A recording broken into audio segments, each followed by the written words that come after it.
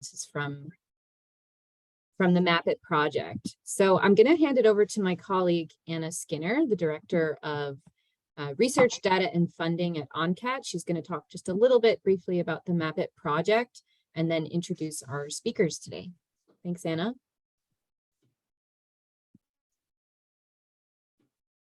Thank you, Meryl. And did you want me to start with a land acknowledgement? Did we do that for all? Goodness, thank you for reminding me. I'm so sorry. I'm very good too. I have it. So yeah, so I think as we start most of our, meetings, and also I think it's just a personal reflection process.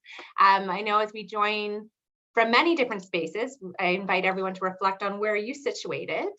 But as we think about ONCAT, I would like to begin by acknowledging that we're joining you today from land within the traditional territory of many Indigenous nations. This includes the Mississauga of the Credit, the Anishinaabeg, the Chippewa, the Haudenosaunee, and the Wendat people. And we would also like to acknowledge that Toronto, which is where ONCAT offices are located, is covered by Treaty 3 with the Mississauga of the Credit. I encourage you to tell us where you're joining us from and the traditional territories and areas that you're kind of settled in, and invite that into the chat. And then in addition, it's really important to acknowledge that while we do focus on land acknowledgement, there are many different ways that reconciliation can and needs to show up in the post-secondary education system.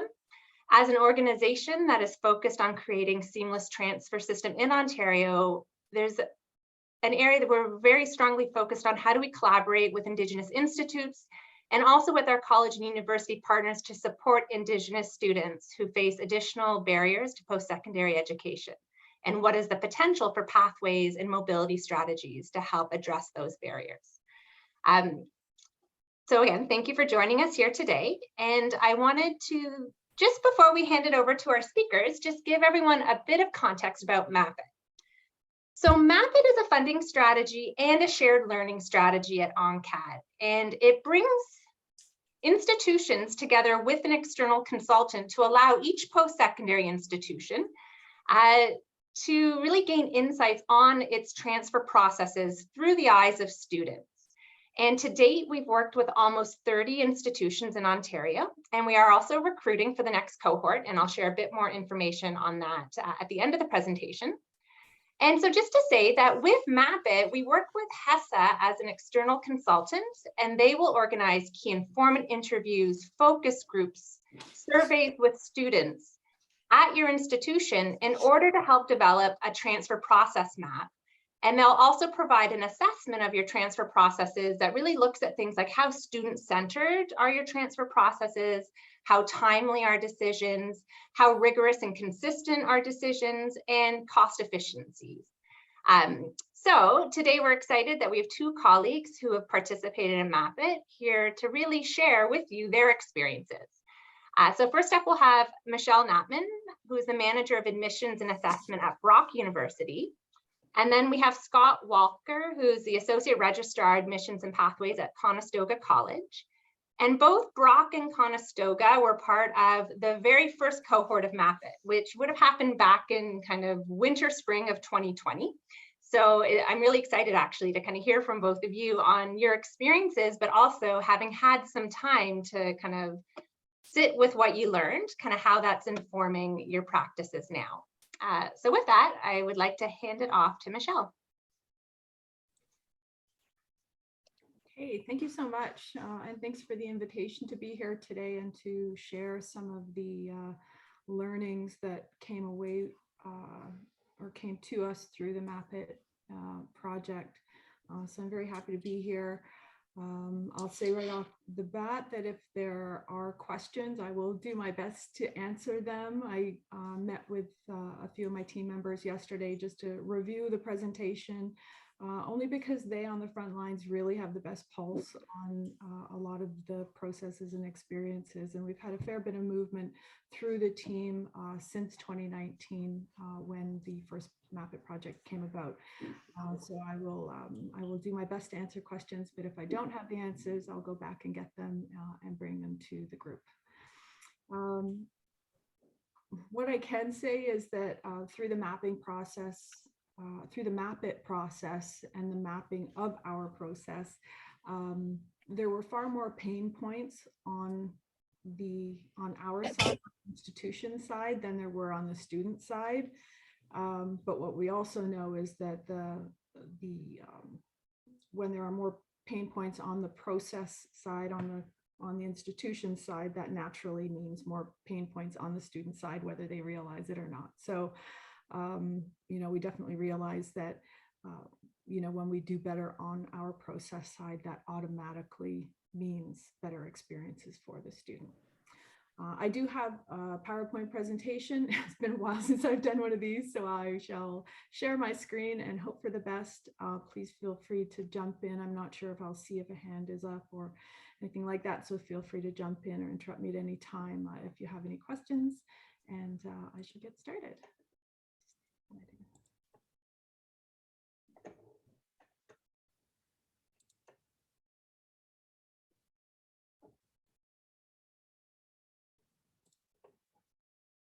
Sorry, just a minute. I don't see my share button here. Oh, there it is. Sorry. We just went through this just to practice, and of course, I did not find it. Okay, we're there.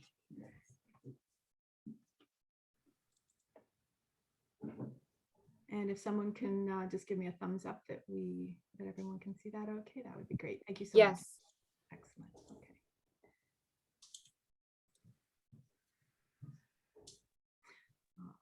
Okay, I'm just going to stay in this view, actually. All right. So just a bit of background on me, and the only reason I share this information is because some of us are in different,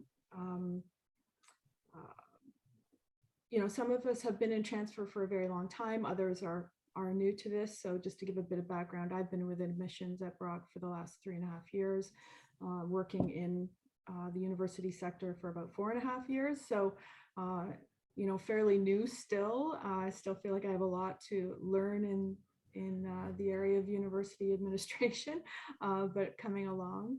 We have 6 evaluation specialists and 3 admissions officers who work on the assessment process for transfer and for all applicant portfolios.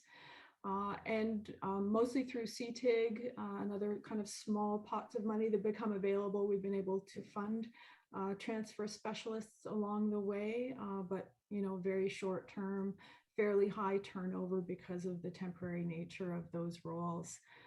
So Brock doesn't have a dedicated transfer unit. When I started it, we weren't quite sure exactly where transfer really lived and didn't really know who owned that. Of course, in its entirety, of course, we do the transfer assessment at the admissions stage, but we weren't exactly sure of the grander picture and all of the work that we could have been doing around transfer that wasn't really happening. But after MapIt came along, it really helped us to see the kind of work that we needed to do in this area. So we really made a greater commitment across the institution to the transfer student portfolio. As I said, our partners at ONCAT through MapIt and other projects, and through OnTransfer and our partners through CTIG really helped us to make some significant strides in this area. So as I said, Brock was part of the first MapIt project. It was an interesting time, of course. The project was supposed to launch kind of about mid-January 2020. It was to include meetings with our staff and with student focus groups and so on. But then COVID came along and threw a bit of a wrench into the project the way it was intended to be delivered. But luckily, Brock and HESA worked together and were able to, achieve the main goals of the project and to come away with some great learning from the project. So we're thankful for that, but it was definitely an interesting time. I actually believe that we had our last meeting with HESA the day before we were all kind of sent home. And so the timing was thankfully very good that way. I want to talk just very briefly about Brock's process. And we all have our processes and probably a lot of them are quite the same, but I'll share them anyway because it's in the process that some of the pain points were discovered. So the student applies, obviously, to Brock. We get their post-secondary transcripts, so we determine admissibility. But a lot of the delays happen in that period of time when transcripts don't arrive to us very quickly. So there's a bit of a delay that way. Sometimes students don't know how to upload their documents. So they have a process of uploading documents to their student portal, but sometimes don't know how to do that. And students not understanding that we can take some unofficial documents initially in order to do an assessment, and that we can then, obtain the final official documents later. So, really the student understanding the document submission process was really a bit of a pain point and something that we addressed. And I'll talk a bit more about that later. Once the student's admitted, we check our credit mapping database. It's called CMAP. It's a homegrown system inside our homegrown SIS. It has a lot of very dated information in that program, and really information has been added and accumulated to the CMAP database over years. But nobody was ever really managing it or expiring transfer credits that were no longer active, those kinds of things. So our credit mapping database has been a bit of an issue. On the other side of that, we're grateful that we have it, because I understand that there are some institutions that don't have any kind of a database like that. So really happy that we do have it. It's easy to use and so on, but it's just dated, and it has accumulated a great deal of information. So some of the delays, obviously students not checking their email or their portal, or not following through quickly in terms of getting us course outlines, not understanding what course outlines are, so that we can get those over to our academic partners for a review for equivalency. It's easy enough if we have information mapped in our database for us to quickly apply transfer credit to a student's file. But if the credits aren't mapped from the other institution as an equivalent with Brock's, we all have to go through that process of reaching out to our academic unit partners to have those equivalencies done. So sometimes admissions will review course outlines, but again, most often we do refer them out to the academic unit. Sometimes this takes a day, sometimes it takes 6 weeks. So that, again, definitely a bit of a pain point in some cases. If we're right in the midst of the beginning of term, for example, or if we're in kind of the summer months where things are slowed down a little and there are less staff on hand in those units, sometimes it takes a little longer to get answers. And of course, that slows down our ability to apply that specific transfer credit to a student's file. When we get information back from academic units, we put those into our CMAP system, and we usually will keep them in the system for about 5 years. But that, again, can be time consuming. We try to make offers with specified transfer credit immediately upon admission where we can. But if that's not possible, we'll grant unspecified credit and then send those course outlines out to the departments for review, and then again, update the student's file as the information becomes available to us. Information is in the student's offer letter, directing them to letting them know that they've received transfer credit, and directing them to their student portal to see their advanced standing, their statement of advanced standing. One of the frustrations for a lot of students is that they wonder why they didn't get more, why they didn't get specified credit, or why somebody else got credit but they didn't. So, constantly educating the student on the very case-by-case assessment of transfer credit, and that there are multiple factors that weigh into the decision of whether something is equivalent or not, is always work that is ongoing for us. Some of our overall findings from the MAPA process, the Brock does make timely decisions, that we have good one-to-one support for students. There was a high level of student satisfaction, a strong transfer credit system overall, but that the main area for improvement was process automation.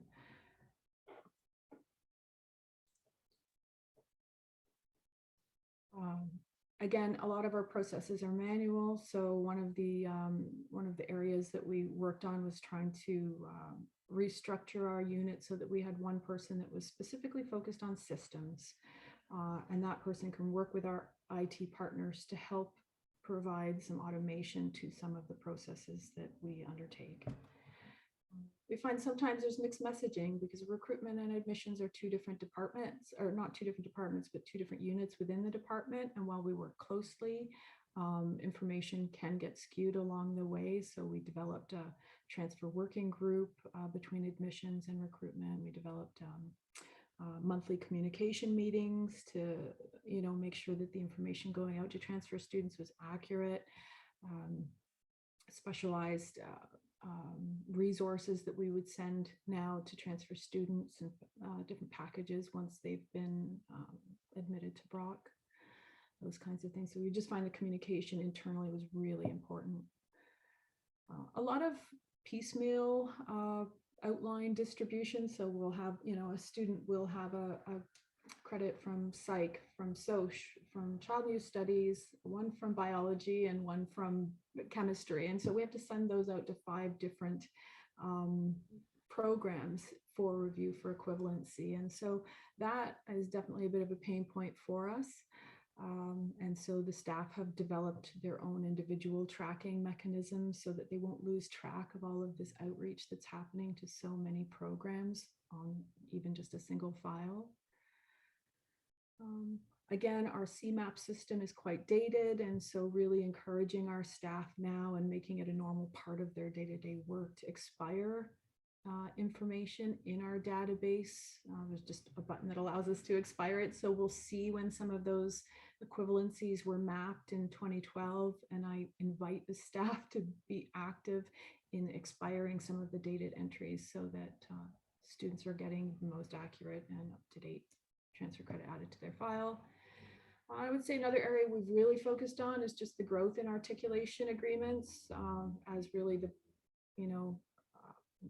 just a very, very important part of providing more opportunities for students to come to Brock, and that through those articulation agreements, it's very easy to apply transfer credit as a block. I'll hustle along. I won't take too much time here. Also, after the MAPIT process, we started to work very closely with our provost academic to develop articulation agreements, to develop a SharePoint site that Brock uses internally that has a lot of resources and processes outlined for the broader Brock community to bring articulation agreements to life and to assess for transfer credit in a way that works best for students. We've developed some sessions, and we're really intentional in the development of articulation agreements now, far more than we've ever been. We really focus on agreements that make sense and that fit with current day realities and that are strategic and quality driven and all of those good things. Something else we did was we developed a Power BI dashboard, and I don't know how many of you use the Power BI visualizations, but we've done a lot of work in this area and developing a transfer credit dashboard, not a transfer credit, transfer student, pardon me, dashboard was really an important part of our process. So through that, we can open Power BI, we can look at the number of applicants that we have, the number of offers, accepts, and those who've registered. We can quickly pull the top programs that students are coming from to Brock, the top 10 university transfers, like top 10 universities that are coming to us, top 10 colleges, the transfer numbers into specific programs at Brock. So what programs are they coming into? And we can cycle by the year, we can filter by the year, by the term, as well as by the number of transfer credits that students have received. We realize that some students need to, they need to know what to expect as early as possible. So on our website, we developed a whole section on program-specific transfer credit, because we know that if a student is going into our GAIN program or our nursing program or into one of our concurrent programs, there are limitations to the number of transfer credit they can receive simply because of the program they're going into. So we've done a lot better job there in terms of communicating that. and continuous improvement of the student service at the macro and micro level. And again, really paying attention to how we communicate with students, whether it's in our offer letters on the web, through our chats with students and so on, paying a lot more attention to that. They really want that. Thank you, Michelle. One of the things I want to flag, I realize we'll have to hand it to Scott in a minute, but I mean, these are some, I think, really important examples of how you're improving processes. So one thing was, if there's any big things you wanted to highlight now, we will have time also for discussion. So I think it'll be another opportunity to, I think, circle back to some of the improvements. It's really extensive. It's exciting. Yeah, it is. And I really tried to narrow it down. I apologize for going over, but yeah, there's some information on appealing decisions here. Students have a year basically to come back to us with a request for a reconsideration, doing a lot of on-the-spot transfer assessments now on a daily basis, as opposed to once a week in an afternoon and through virtual and online options.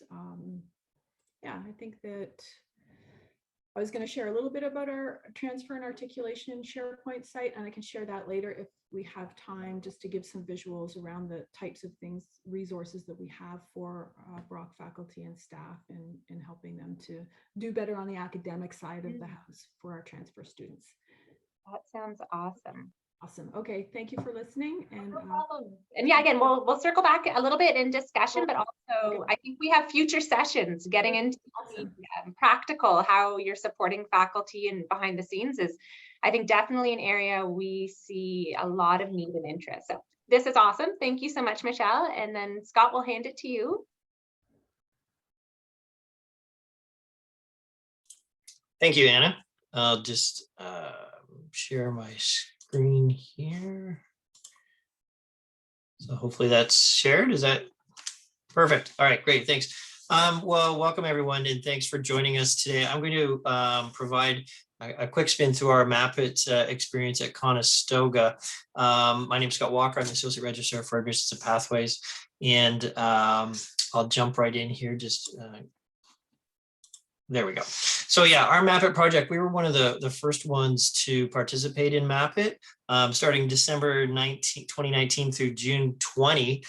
Those dates might ring a bell to some people because most of our work was done remotely because of COVID, but we still managed to get a lot of great results out of that process. We were led through the process by the MAPIT consultants, which was fantastic. There's no way we would have had the capacity to pull everyone together and to look at the information that needed to be looked at to provide that sort of holistic view that the MAPIT was able to give us. It was work from our side, but it was pretty easy, and they led us along very patiently, and were able to get us to where we needed to be as we looked at our overall credit transfer process. So when we started MAPIT, we were in the process of looking to upgrading our credit transfer whole system and process. We were starting from a point that you might be able to relate to. We were fully manual, paper-based process. So if somebody wanted to apply for a credit transfer, they filled out a paper form, brought it to our office, or emailed it. In some cases, mostly they brought it to us. A lot of traffic back and forth, which was very, we found just inefficient, but transcripts, course outlines were attached to paper form. We did the dreaded inter-office mail to the academic areas, or what I used to call sometimes the sneaker land. You know, you'd run it over to somebody's office and see if they could look at something for you, or ask them if they could look at their file folder, which was often, you know, like this big, full of credit transfers that we were hoping that they could look at. When we got it back, if you could read the handwriting on it, you would know what kind of decision was made. So we had lots of hours of follow-up. We didn't have status updates for students, and it was everything was very manual tracking, which probably was fine when, you know, the college was much smaller and we were doing a limited number of credit transfers. But as we grew, it just was not sustainable. So the MAPIT came along at a perfect time for us. As I said, we were starting to work on a new system, but the MAPIT really gave us some great insight into our overall credit transfer process. Our goals from the MAPIT were to produce a process map from start to finish to sort of figure out where we were. Everybody has an idea of that, but it's really great to see it in paper and have somebody look at it. We wanted to find our pain points, bottlenecks within the process, so we could focus on those areas. We wanted to benchmark against other similar institutions, determine how we're doing it. Like, there's no point reinventing the wheel. If someone's doing something really well, hopefully they'd be willing to share, and everybody is. We could maybe incorporate some of those great ideas into our processes. We're also looking, for us, it was great because it created a starting point for us for our new portal, student portal-based system, and I'll talk about that in a little bit. So from our standpoint, student experience, a big focus for us is to really provide the right information, the right place at the right time. And students, applicants especially, get a ton of emails from us. I always use the example of, if any Harry Potter fans are out there, the scene where Harry Potter is at, I guess, the uncle's house, and the emails are coming through the fireplace and in the windows, or the letters are just coming. They get emails like that. So really trying to get them right information so they can just know, okay, if I get something, this applies to me. Allow students to self-inform and self-serve, which is another kind of focus that we have. And also just to be able to provide a status from a credit transfer standpoint, where they are in that process, if they've submitted it, if it's being reviewed, and so on. So those were some of the things just in terms of student experience that we were looking at. MAPIT related to that, MAPIT was awesome because it provided us an external review of our system. So outside eyes looking in. We had quantitative and qualitative student feedback, student survey, the student focus groups that they did were fantastic, just to give us that feedback. Plus we had some, peer, I'm sorry, that's a typo, that should be institutional feedback, but we get some feedback as from our peers as well throughout the process. So what did we learn from MAPIT? Well, we learned that our students were really not happy with our credit transfer process. They were very frustrated.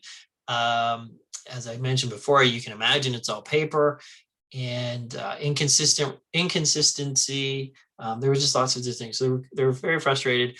But the thing that stood out most was the poor communications, long response times. That was sort of the big takeaway for us. We didn't really understand how frustrated they were.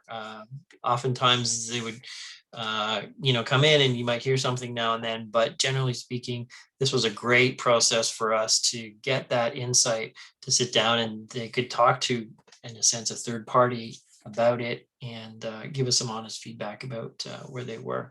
And we also figured out that there's other schools that were doing this way better. And so this is not something that can't be done. It's just we weren't doing it properly or as well as we could. So some of the outcomes, we reaffirmed some assumptions and directed some other assumptions. MAPIT project really allowed us to refine and update our communications for our new portal-based system. It provided some direction, it provided support, it provided funding. One of the things that I'm sure you can appreciate, if we're asking for funding, it's a little easier when we have a consultant outside report that reinforces everything we're saying, has data, qualitative, quantitative feedback, maps everything out. And so for us, it really helped facilitate moving into the next level in terms of our credit transfer process and credit transfer processing. Not that the institution was not looking to improve student experience, but as you can imagine, there's lots of requests from different areas to improve student experience. And so for us to have this backup and not even backup, but that we could use very openly in terms of evaluation and say, here's what the students are saying, here's the issue, here's exactly how it maps out, and here's what some things we can do to fix it, makes it a lot easier in terms of decision-making in funding allocation. So that was huge for us. And it also provided a benchmark for our future activities. So we have a benchmark now, and we'll be able to look at how we did. So the long story how we went through Map It, it was a great experience for us. And we got to a great place. Since that time, we launched our new portal-based credit transfer system in January of 2020 with an eye to really focus on the communications and provides applicants updates. So one of the things that we were able to do is have a status bar. So when the student submits a credit transfer for us, it's all done on the portal. We have 3 credit transfer officers in our system that review the requests as they come in, make sure everything's together, upload transcripts to that, and then it automatically goes out to the academic area that's responsible for that course. They just click OK, and it goes. We had challenges where everybody had a list of who gets what, and that would change as people moved. So now it's all system based. The transfer requests move around this institution electronically. Nobody has to chase them. We all know where they are. Academics like it. They can access it anywhere. If they forgot their file folder before at the office, they couldn't do credit transfer, but now they can look at credit transfer anywhere. I'm not sure they like us to remind them of that, but that is the case, that they can in fact do credit transfer anywhere. So, and they don't have to keep track of all the papers, and there's much less friction in that system. And as I said, it provides an automatic updating of a credit transfer equivalency database as well. So once a credit transfer is approved or denied, that gets saved. So the next request that comes in the next day, for example, we'd be able to action that based on previous decisions. So overall, Map It process really integrated well into our desire to improve the student experience and to help really model our new credit transfer. We call it credit transfer on the portal. Credit transfer on the portal. We have, oh, can't see that, mugs. We have all kinds of swag to support that. But you know, we really were able to help tailor some of the communications and reinforce that these are things that were very important for us to do based on some of the Map It learnings that we had. So now we have a system. It's not perfect. We are continuing to work on it, but I would venture to guess it's fully online. Venture to say it's fully online. It's 1,000 times better than it was. And at some point in the near future, we're going to have to circle back and revisit that and just to reaffirm where we are. But we certainly have been getting some very, very positive feedback on the academic side and on the student experience side. So that's my tour of our Map It experience. So I will stop share and I guess turn it back to Anna or Meryl. Well, thank you so much, Scott and Michelle. And I think at this point, we actually wanted to turn it to folks who are joining us today to see, do you have any questions?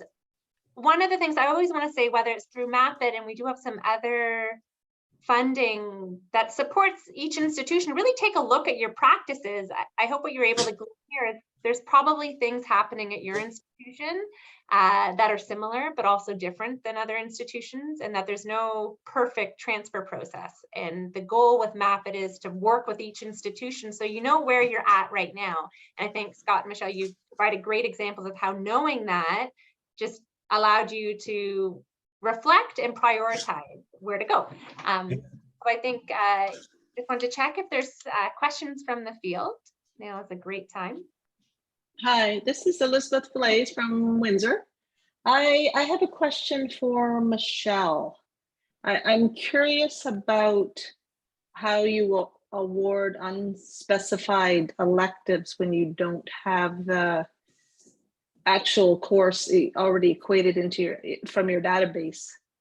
And you mentioned something about awarding unspecified electives is that a choice for students until they have submitted the course outline, until you actually have the course reviewed for specific credit if that's the case. And do you use a unofficial transcript for that, or do you have to wait for a final transcript? Yep, great questions. Thank you for asking. So, I mean, we'll get as close as we can to what we believe will be the best outcome for the student in terms of what we provide. Sometimes it'll just be just an unspecified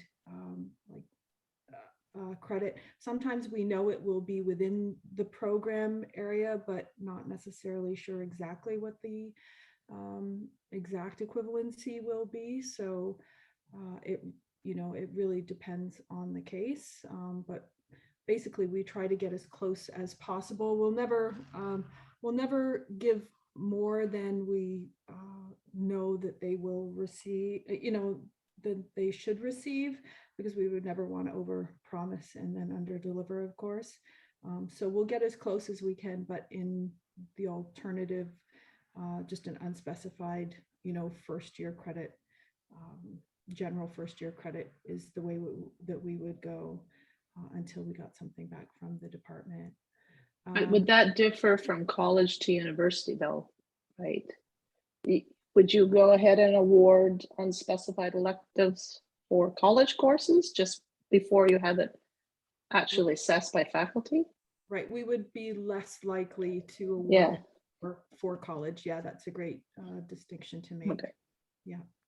And then your second part of that question.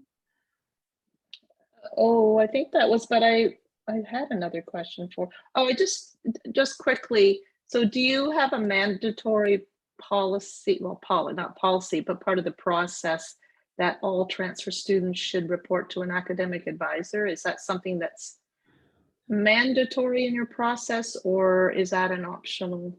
Or do you have an advising center that you send transfer students to, or particular department? So in the offer letter, we direct all students who've received transfer credit. So as soon as we apply transfer credit on the student's file, it automatically populates a line in their offer letter directing them to see an academic advisor in their program, only because, again, although they may get X number of credits, it doesn't necessarily mean, as everyone knows, doesn't necessarily mean that they're going to fit into the student's program plan. So we recommend that they do that. It's not mandatory, but we recommend it for their own sake. Yeah. Okay. I just have one more question, but for Scott, actually, I'm just curious because you went from, because at Windsor, I've been there quite a while. We went also from paperwork manual to the automation process, and we're sort of semi-automated at this point. But okay, like, what did it take? Did you use your own staff internally, or did you use the MAPIT funding, or did you have extra funding? How did you go from manual to all this automation, which is great? We used a combination, actually. It was, but primarily in-house IT. We were able to hit, it was sort of the alignment of the moon and the stars. I'm sure you can appreciate IT is often busy with various projects, and we caught them right in between some projects. They had started something several years prior. And so we positioned it as a completion of a project rather than initiation of a whole new project. And so they had started something, but it got paused for whatever reason. And so we were able to do that. And we were able to absorb that funding within our regular IT budget. There were admittedly lots of home-baked cookies and brownies as bribery used. I will be very open about that. And oftentimes lots of pleading of the poor students will suffer if we don't do this. But yeah, we were able to do it fully in-house. There was some funding. We used some CTIC funding to help finish some of the parts, but generally speaking, it was completed in-house, which provides good and the bad. The good part of that, of course, is updates and so on. We understand the system, and we can move buttons around and change the colors of buttons and things like that, as opposed to a purchase bot system. And honestly, I don't know if there even is a purchase bot system that individually could just do credit transfers like we wanted it to. Great, thank you.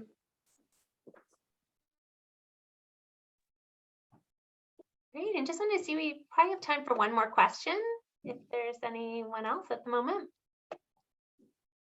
And we do also really welcome, like as you're hearing ideas, there'll be upcoming events in different avenues, like to please reach out. We're always happy to try to connect you to each other if, you know, especially if you're hearing things here today, you'd like a chance to explore in more depth.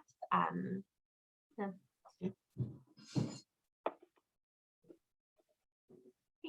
Well, I'm just going to take a quick, less than a minute, just to, for any institution, and I realize I should have included,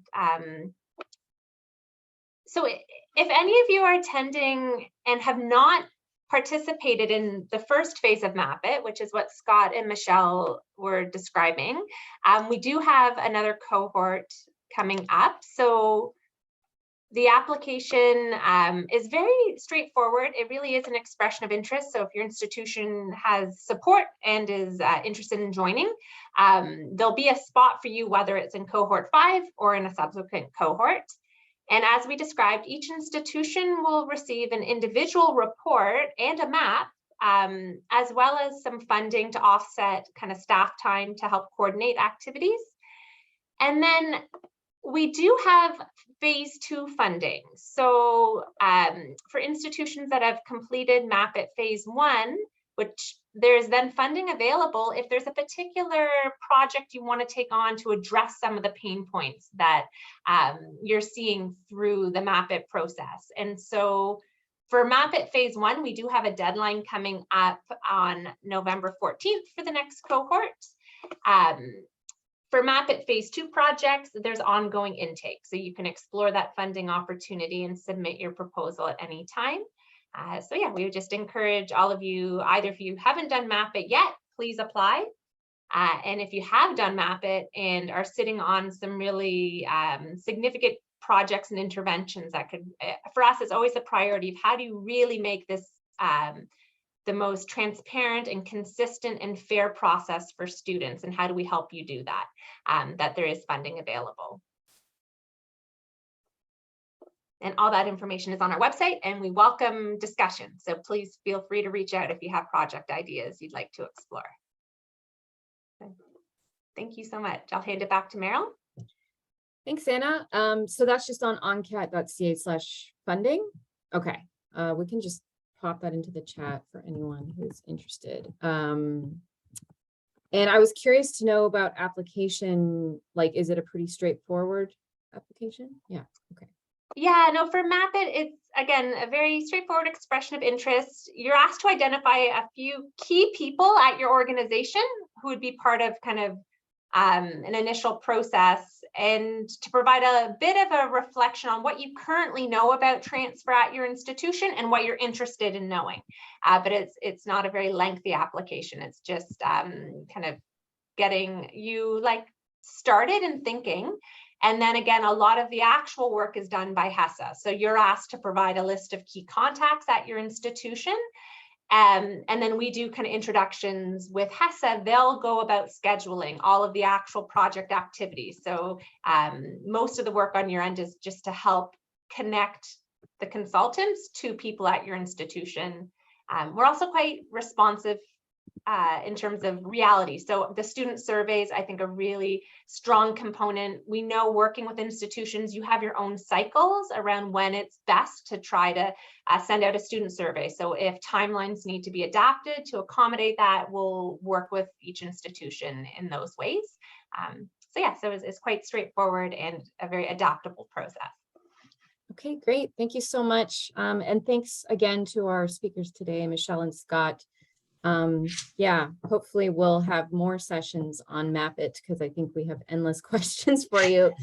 Our next session next month will be on faculty engagement and doing course by course credit assessment. I'll just put the Eventbrite link in the chat if you haven't registered yet, but please join us. Julie Cross, a professor at Fanshawe College, will be speaking. So thanks again, and we'll see you next month. Have a good one. Bye. Thank you. Take care.